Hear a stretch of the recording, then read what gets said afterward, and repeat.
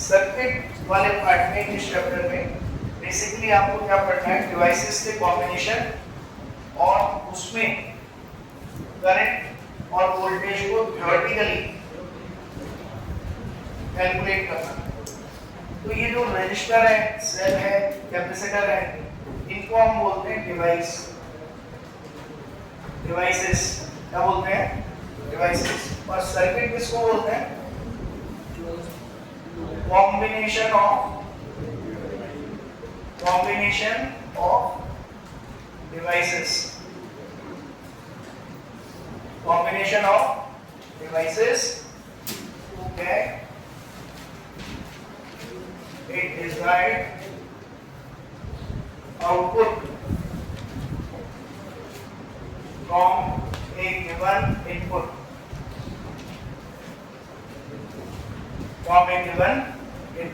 ठीक है? तो सबसे पहले तो हम सेल के बारे में ऑलरेडी जानते हैं और कैपेसिटर के बारे में भी ऑलरेडी जानते हैं।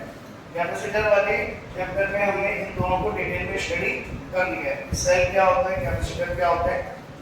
अब पहले हम बस इस रजिस्टर को थोड़ा सा स्टडी करेंगे और फिर इनके कॉम्बिनेशन पे आ जाएंगे। ठीक है? Now what is register? तो इसकी डेफिनेशन मैंने लास्ट लेक्चर में आपको दी थी। Register is a device which opposes the flow of current. और जिस प्रॉपर्टी की वजह से इसका सिंबल होता है आपका R और सिंबल होता है इसका like this. This is the symbol of resistance. ठीक है? इसकी एक property which is called resistance. जैसे कैपेसिटर की प्रॉपर्टी है कैपेसिटेंस, ऐसे रेजिस्टर की प्रॉपर्टी है रेजिस्टेंस। और ये प्रॉपर्टी ही एक्चुअल में अपोज करती है चार्ज के फ्लो को। ठीक है? तो रेजिस्टेंस किसी भी वायर का जिसकी लेंथ L है, एरिया A है, तो हमने इसका फॉर्मूला कल डिराइव कर दिया था, that is rho L by. ठीक है? अब अगर किसी भी रजिस्टर को किसी भी सेल के क्रॉस कनेक्ट करेंगे तो क्या होगा? देखिए, हाँ, कभी भी किसी भी रजिस्टर को अगर किसी सेल के क्रॉस कनेक्ट करेंगे, मान लीजिए रजिस्टर है और मैंने इसको एक सेल के क्रॉस कनेक्ट कर दिया। सेल का ईएमएफ है E, मतलब अगर ये 1 है और ये 2, तो I can say V1 - V2 = E। और ये सेल कैसा है आपका? आइडियल। सेल कैसा है? आइडियल। आइडियल सेल का मतलब इसका इंटरनल रेजिस्टेंस क्या है? 0। क्या आपको याद आ रहा है इंटरनल रेजिस्टेंस? सेल में बताया था आपको, यस और नो? देखिए, इंटरनल रेजिस्टेंस क्या होता है, अगर आपको याद नहीं है तो ध्यान से सुनिए। यहाँ पर एक सेल है आपके पास और इसमें 2 इलेक्ट्रोड होते हैं। सेल के अंदर क्या होता है बेसिकली, और ये तो इस सेल के टर्मिनल है और इधर केमिकल भरा हुआ है सेल के अंदर। तो हमने कहा था कि इलेक्ट्रोड और केमिकल के बीच में रिएक्शंस होती हैं जिससे प्लस और माइनस डेवलप होता है। केमिकल फोर्स प्लस को यहाँ इकट्ठा कर देते हैं और माइनस को इधर। तो ये जो प्लस और माइनस डेवलप हो रहे हैं उन्हें केमिकल फोर्स इधर और इधर डिपॉजिट कर रहे हैं। तो जब ये प्लस इधर आ रहा है तो नियर बाई जो चार्जेस हैं वो इस प्लस को क्या करते हैं? रिपेल। इसके फ्लो को क्या करते हैं? डिस्टर्ब करते हैं। तो the disturbance produced by the entrance of surrounding charges is modelled as internal resistance. ठीक है? तो ये इंटरनल रेजिस्टेंस बेसिकली सेल के अंदर की मैकेनिज्म है। ठीक है? और अगर इसका टर्मिनल A और B है तो जब मैं इस सेल को सिंबॉलिकली रिप्रेजेंट करूंगा तो ये प्लस और ये माइनस, तो प्लस टर्मिनल A हो गया, V टर्मिनल ये हो गया। तो इंटरनल रेजिस्टेंस को हमेशा ऐसे डिनोट करेंगे, V के अंदर, V के अंदर। Is that clear? और because it is an internal resistance, so that's why it is denoted between the terminals, between the terminals. तो अगर मैं अभी कह रहा हूँ कि this is a ideal cell, तो स्मॉल r कितना होगा?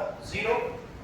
और अगर ये 1 है तो ये भी कितना होगा? 1। और ये 2 है तो ये भी कितना होगा? 2।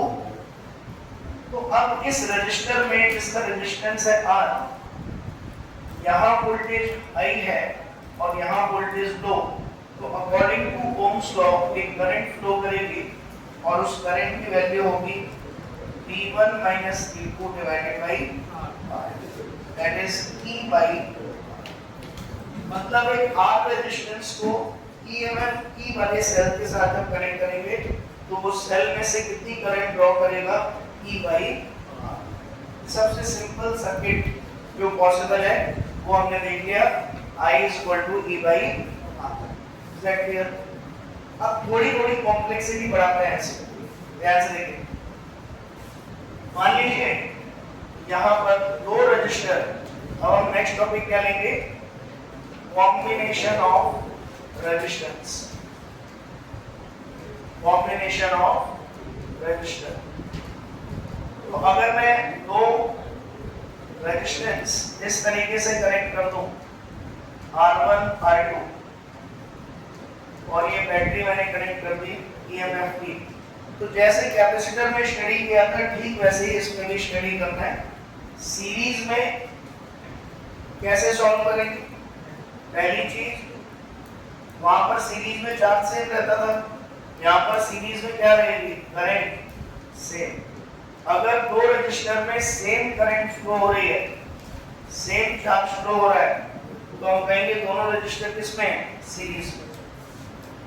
दूसरा, इसके अक्रॉस वोल्टेज डिफरेंस आया V1 और इसके अक्रॉस वोल्टेज डिफरेंस आया V2, तो हम ये कहते हैं कि जो ये वोल्टेज है E, जो अप्लाइड वोल्टेज है, वो इन दोनों वोल्टेजेस के अलजेब्रिक सम के इक्वल होगा, अलजेब्रिक सम के इक्वल होगा। यानी कि applied voltage E equal to V1 plus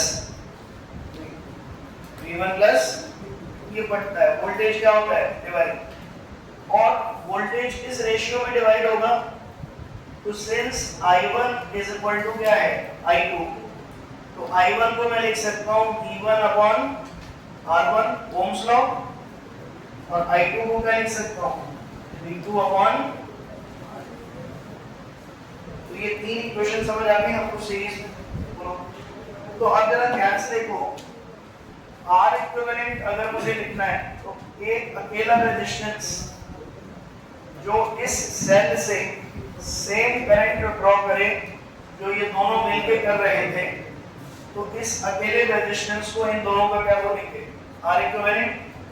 तो यहाँ पे अगर मैं लिखूं I इज इक्वल टू, ये क्या बनेगा? E बाई R इक्विवेलेंट, और उधर E is equal to V1 की जगह I can write I into R1, V2 की जगह I into R2। तो यहाँ से I equal to आ जाएगा E upon R1 plus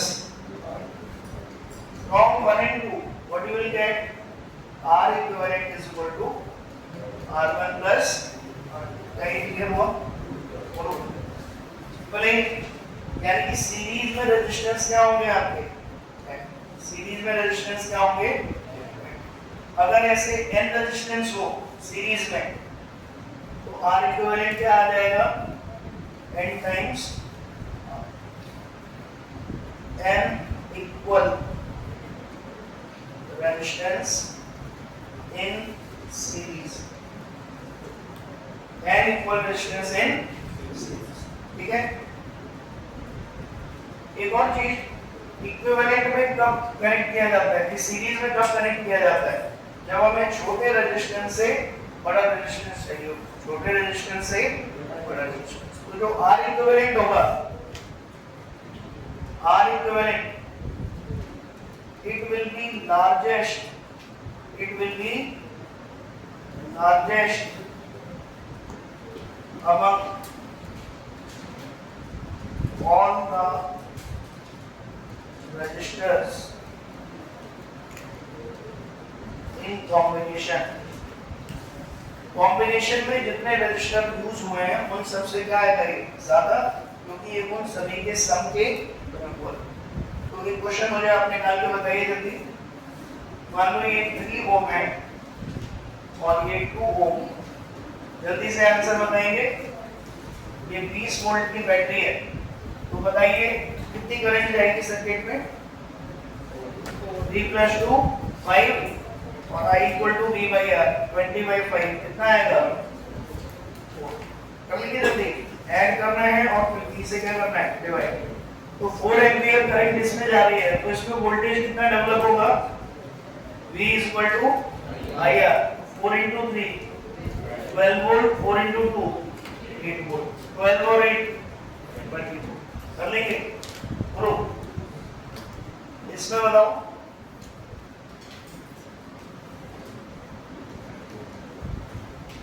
3x 6 volt current है 2 एम्पीयर, तो बताओ x की वैल्यू कितनी आएगी? बताओ क्या नीचे x की वैल्यू? बोलो बोलो कितनी आएगी? 0। x = 0।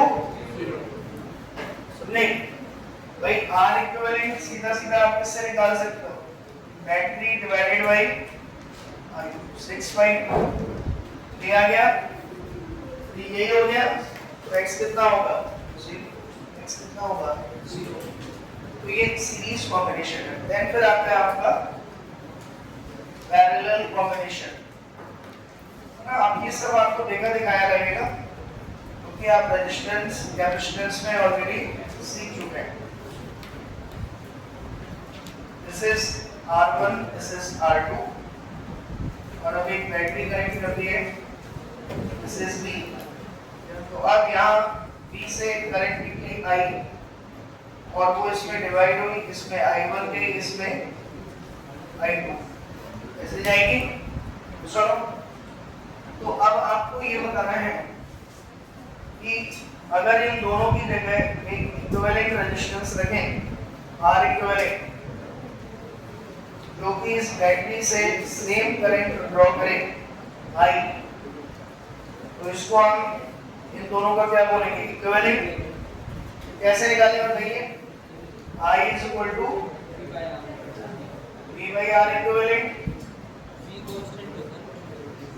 और अब इसमें आइए, ये I इन दोनों में डिवाइड हो रही है, I =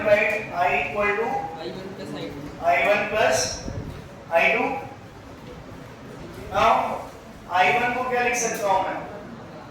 देखो, दिस इज 1, दिस इज 2, तो ये 1 इस पूरे में फैला हुआ है और ये 2 इस पूरे में फैला हुआ है। तो कहना ही से दोनों के क्रॉस वोल्टेज कितना है? V। तो I1 को I can write V/R1 V/R2। सुनो, V कॉमन लेके इधर पहुंच जाएगा, I/V = 1/R1 + 1/R2। Is that clear? Now this is equation number 2। अब इसको आप कंपेयर करिए जरा, you will get 1/R equivalent = 1/R1 +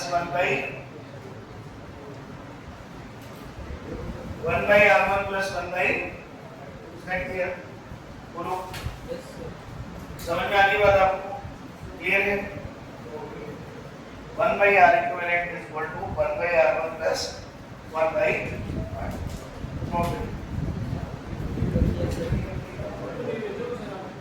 अब बेटा फोटो भेज देंगे, समझ आ गई आपको बात? Yes sir. तो अगर ऐसे मान लीजिए कितने रजिस्टर है, अगर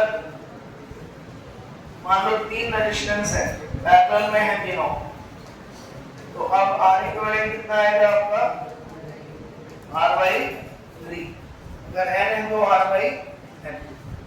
चलिए तो अब एक तरह की क्वेश्चन करके बताइए। ये एक रजिस्टर है और ये एक रजिस्टर है, ये एक रजिस्टर है। This is R, this is 2R, this is 3R, या this is 3R, this is 6R, और यहाँ पे एक 9 वोल्ट की बैटरी है। तो आपको हर एक रजिस्टर से कितनी करंट पास करेगी वो बताना है।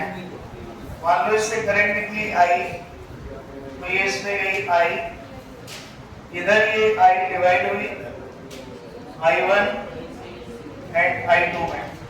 तो बताइए जल्दी कैसे निकालें, बताइए। 6R और 3R पैरेलल में कितना आएगा? देखो पैरेलल में R इक्विवेलेंट होता है R1 R2 upon R1 plus R2। तो 3R और 6R का कितना आएगा? 2R और ये R किस में आएगा? 3R। I इक्वल टू कितना हो जाएगा? 9/3R। ये बनेगा 3V/R। I पता लग गया। अब ये I यहाँ डिवाइड होगा, अब कैसे डिवाइड करें बताइए? ये थोड़ा इंटरेस्टिंग है, बताइए कैसे करें? यहाँ जब कैपेसिटर में क्या करते थे, 3 है तो 3x मान लेते थे और ये 6x। इसमें थोड़ा उल्टा करते हैं, इसमें ये 3 है ना, तो इसमें 3x मानेंगे और इसमें उल्टा मानते हैं। इसमें क्यों सर? ये कम रेजिस्टेंस है, ज्यादा करंट क्यों मान रहे हो? ये तो प्रॉपर्टी है, जहां रेजिस्टेंस कम होगा वहां करंट ज्यादा होगा। कैपेसिटर में क्या होता था, जहां कैपेसिटी ज्यादा वहां चार्ज ज्यादा, इसीलिए अगर वहां 3 होता तो 3x ऊपर मानते हैं, लेकिन यहाँ 3 है तो करंट यहाँ क्या होगी? ज्यादा। तो अब 6x प्लस 3x कितना हुआ? 9x। I divided by 9x कैसे करोगे? Total current I equal to 9x I/9 और x, इसमें करंट निकालना है तो I/9 की वैल्यू आती है x के बराबर, तो मल्टीप्लाइड बाई 6, और इसमें कितना जाएगा? I/9 multiplied by 3। तो जो I1 है वो आपका कितना बनेगा? I/3, दैट इज V/, और I/3 2I/3 2V/R, और इसमें कितना आएगा? V/R। Is that clear? बोलो, करंट डिवीजन कर लेंगे। ये I/9 कैसे है? I/9 ऐसे आया कि I करंट ही इसमें बढ़ रही है ना दोनों में, तो इसमें 6x हुआ और इसमें 3x, तो I इक्वल टू कितना आ गया? 9x। x इक्वल टू कितना आया? I/, तो यहाँ से ये वैल्यू हमने रखी, तो this is I1, this is, तो ये थोड़ा ध्यान रखना ही कैपेसिटर से डिफरेंस है इसमें कि यहाँ ये अगर 6R है तो इसमें क्या करंट मारोगे? 6x, और ये 3 है तो यहाँ क्या मारोगे? 3x। अपोजिट होता है इसमें, क्यों? क्योंकि रेजिस्टेंस यहाँ ज्यादा होगा वहां करंट कम। ये है तो आप करेंगे क्वेश्चन में आपको दूं, ये इसका आंसर निकालिए।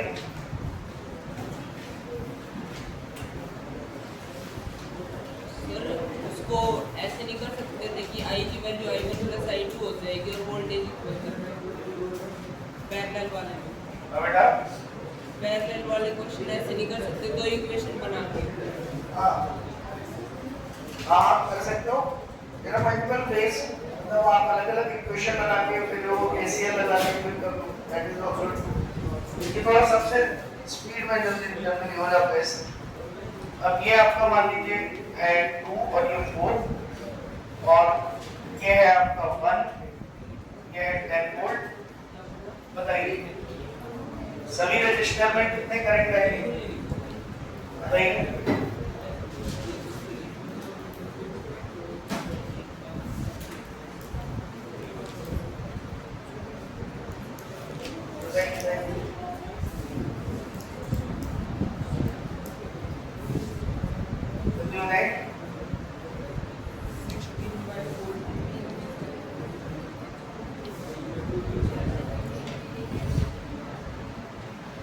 वाले में तो 60/14 आ रहा है। हाँ इसका इक्विवेलेंट कितना आएगा 8/6 और 8/6 प्लस 1 कितना आएगा 14/6। तो करंट यहाँ से कितनी निकलेगी I इक्वल टू 10/14/6 60/14। अब ये करंट इधर जाएगी और इसमें डिवाइड होनी है तो कैसे करेंगे बताओ। इसमें कितनी माने कितने 4x और इसमें 2x। तो 4x प्लस 2x कितना हुआ 6x। तो I इक्वल टू क्या लिखोगे 6x। तो x इक्वल टू कितना मिल गया। तो इसमें करंट कितनी आएगी 20/14 और इसमें Z क्लियर। Yes sir. कर लेंगे जल्दी। Yes sir. इसके बाद सीरीज और पैरेलल समझने के बाद इसमें भी वो सारी टेक्निक लगेगी जो टेक्निक तुमने कैपेसिटर में सीखी। क्या क्या सीखी थी कैपेसिटर में। कैपेसिटर में अगर आपको याद हो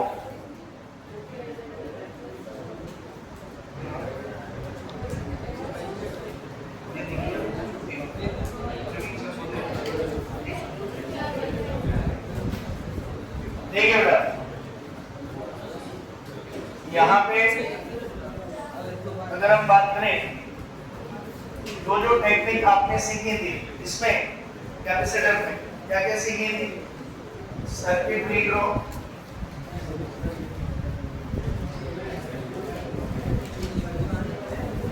टेक्निक यहाँ पर भी वही है सर्किट ड्रॉ। बस वहां कैपेसिटर थे यहाँ क्या हो जाएंगे रजिस्टर। ये पॉइंट ए है और ये पॉइंट क्या है b. This is R1, this is R2, this is R3। बताइए R इक्विवेलेंट कितना आएगा। What is R equivalent. R1, R2 and R3। कैसे करेंगे बताइए। इसमें आएंगे पैरेलल दिख रहा है आपको। ये A है तो ये भी A, ये B है तो ये भी B। तो ये सारे रजिस्टर A और B के बीच में है ना। तो मैं ज्यादा क्वेश्चन को नहीं करा रहा हूँ केवल आपको रिकॉल कराने के लिए। R इक्विवेलेंट कितना आ जाएगा 1/R equivalent is 1/R1 plus 1/R2 plus R में देखिए आपको ही। सिमिलरली फिर एक इसमें टेक्निक थी व्हीटस्टोन ब्रिज। व्हीटस्टोन ब्रिज तो इसमें याद करिए कैसा था सिस्टम 2 1 5।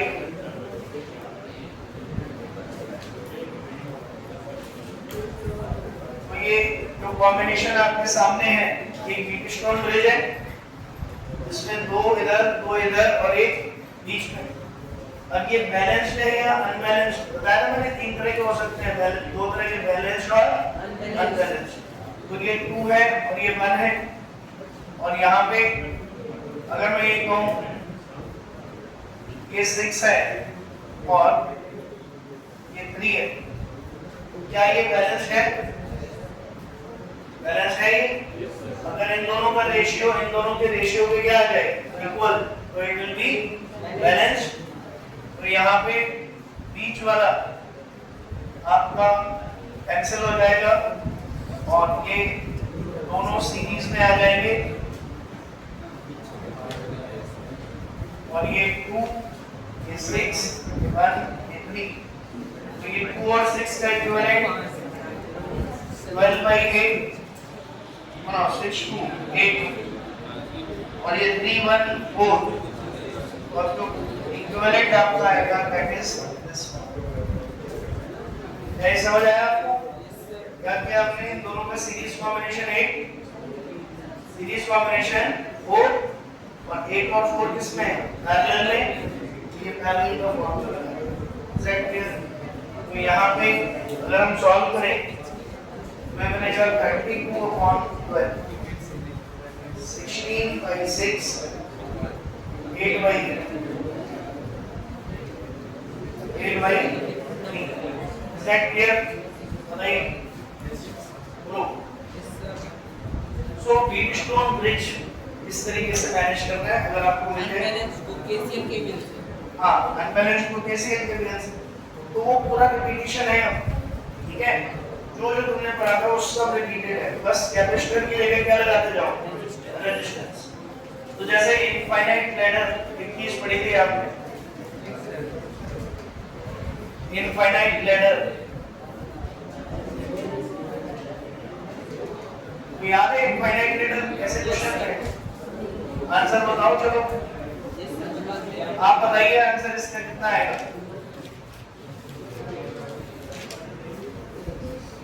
ये इनफाइनाइट लैडर है इस तरीके से जा रहे हैं और यहाँ पे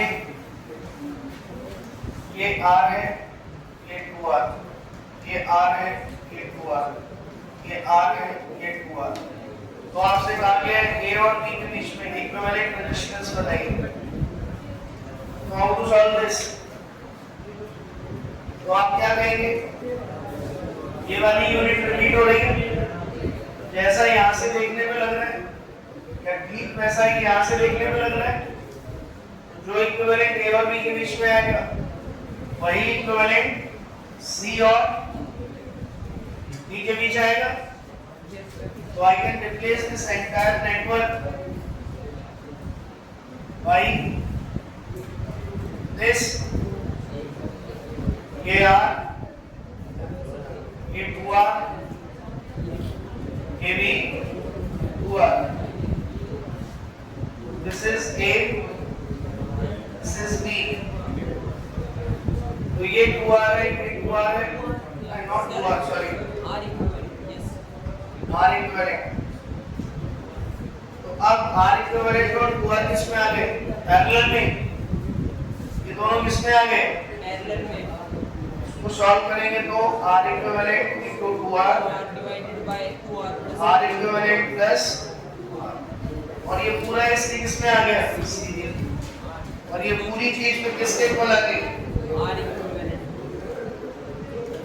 ये हम सॉल्व करके R equivalent निकाल लेंगे बोलो तो इनफाइनाइट लैडर ठीक वैसे ही होगा जैसा कैपेसिटर में बस केवल और केवल अंतर क्या आ रहा है जो वहां सीरीज में थे वो यहाँ पैरेलल में फॉर्मूले रहेंगे ठीक है बाकी जो टेक्निक आप सीखी चुके हो तो ये क्वेश्चन आप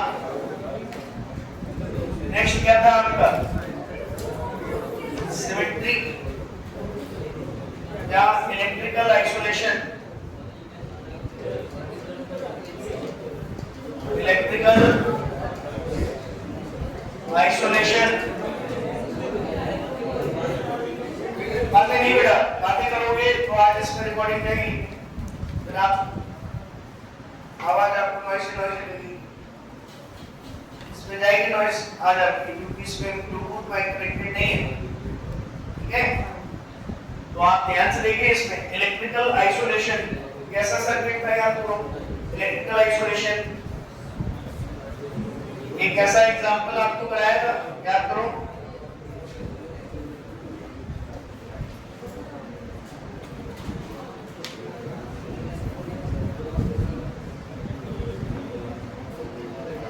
इस तरीके से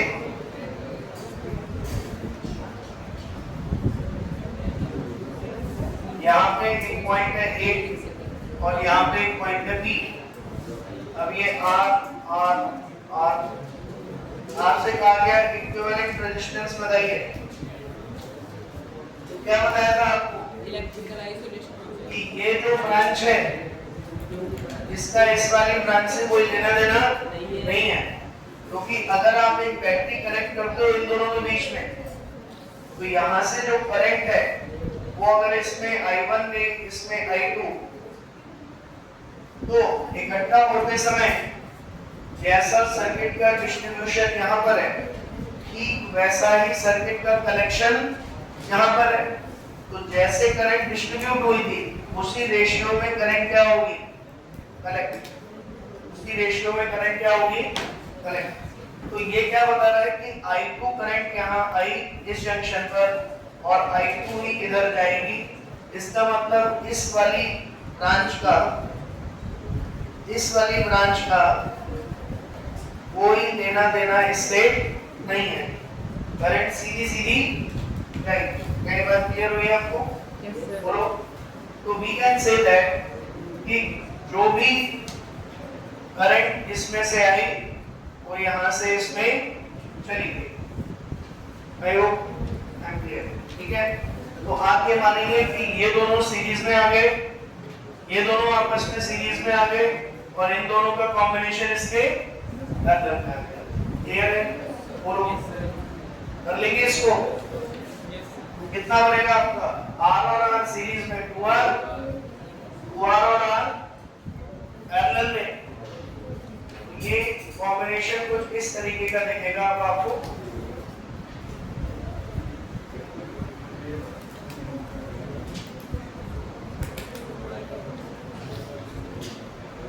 लाइक दिस। तो अब आपको आई होप ये दिख रहे होंगे सभी सीरीज और पैरेलल। ये इलेक्ट्रिकल आइसोलेशन की टेक्निक है, ठीक है। अब कौन सी और बच रही, एक तो सिमेट्रिक सर्किट्स और दूसरा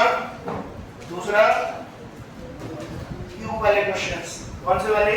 क्यूब वाले। तो आप लोग ट्राई करके आएंगे घर पे एक बार, केमिस्ट्री की जगह क्यूब बना लेना और फिर इक्विवेलेंट निकालना, एच के अक्रॉस, बॉडी डायगोनल के अक्रॉस और फेस डायगोनल के अक्रॉस, ठीक है। तो कल डिस्कस करेंगे। Thank you.